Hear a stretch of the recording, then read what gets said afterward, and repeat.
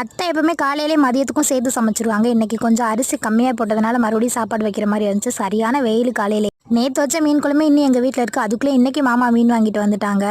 Daily Meena அப்படின்னு இருந்தால் நான் சாப்பிடாம இருக்க போகிறதுல எப்படி சாப்பிட தான் போகிறேன். காரா மீன் தான் வாங்கியிருந்தாங்க. அந்த மஞ்சள் ஊற்றுமா செம்ம டேஸ்ட்டாக இருக்கும். செல்வா ஏதாவது ஸ்பெஷலாக சமைக்கிற மாதிரி இருந்தால் கிச்சனுக்கும் ஹாலுக்கும் தான் அலைஞ்சிட்டே இருப்பான். கேட்டால் டேஸ்ட் பார்க்குறேன் அப்படின்னு சொல்லுவான்.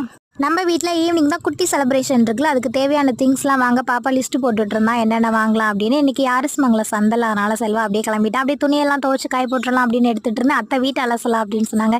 எனக்கு சோம்பேறியா இருக்குது அப்படின்னு சொல்லுவோம். நீ கூட்டி மட்டும் கொடு, நான் தொடச்சிக்கிறேன் அப்படின்னு அத்தை எல்லாமே போட்டு தொடச்சிட்டு இருந்தாங்க. நாங்கள் வீட்டு வேலை கரெக்டாக முடிக்கிறதுக்கும் செல்வா மாமா போயிட்டு சந்தையில் திங்ஸ் எல்லாமே வாங்கிட்டு வந்துட்டாங்க. அப்புறம் என்ன, நைட்டு ஸ்பெஷல் தானே, சமைக்க அப்படியே ஸ்டார்ட் பண்ணியாச்சு.